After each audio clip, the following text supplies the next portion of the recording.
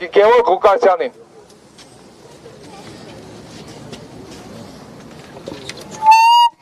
Սիրելի արենակիցներ, ինչի համար ենք մենք այսօր այստեղ։ Մենք այսօր այստեղ ենք, որ արդարության մեր ձայնը բարձրացնենք։ Մենք այսօր այստեղ չենք Հայաստանի Հանրապետության իշխանությունների նման եվրոպական կառույցներից քաղաքական զորացություն ակնկալելու համար։ Մենք այստեղ չենք Հայաստանի ներքաղաքական գործընթացներին միջամտություն ակնկալելու համար։ Առհասարակ Հայաստանում ընդդիմությունը որևէ կենտրոնից ներքաղաքական միջամտություն չի ակնկալում։ 2001 թվականին Եվրոպայի խորհրդի խորհրդարանական վեհաժողովը, Եվրոպայի խորհուրդը սահմանել են 4 չափորոշիչներ, որոնցով պետք է գնահատվի անձը արդյոք քաղաքական բանտարկյալ է, թե ոչ։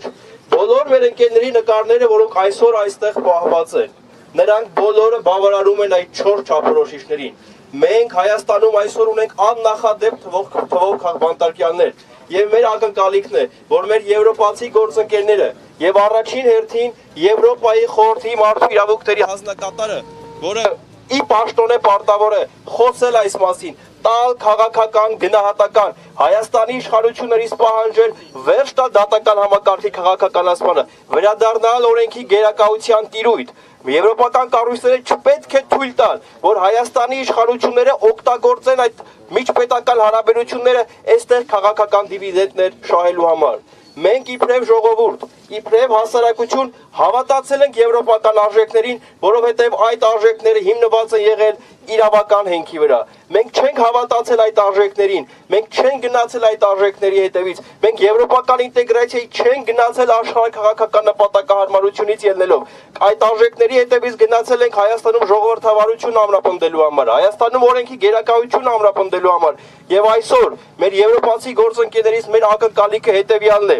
որ Հայաստանում տեղի ունեցող մարդու իրավունքների խախտումների վրա աչք չփակեն աշխարհաքաղաքական նպատակահարմարությամբ ելնելով, այնպես ինչպես մենք եվրոպական արժեքների հետևից գնացել ենք առանց աշխարհաքաղաքական նպատակահարմարության։ Եվ մեր այսօր մեր պահանջը շատ հստակ է՝ խոսել արդարության մասին, չթաքցնել իրականությունը, թույլ չտալ, որ Հայաստանի իշխանությունները օգտագործեն եվրոպական կառույցների հետ կրկնում միջպետական հարաբերությունները այստեղ քաղաքական դիվիդենտներ շահելու համար։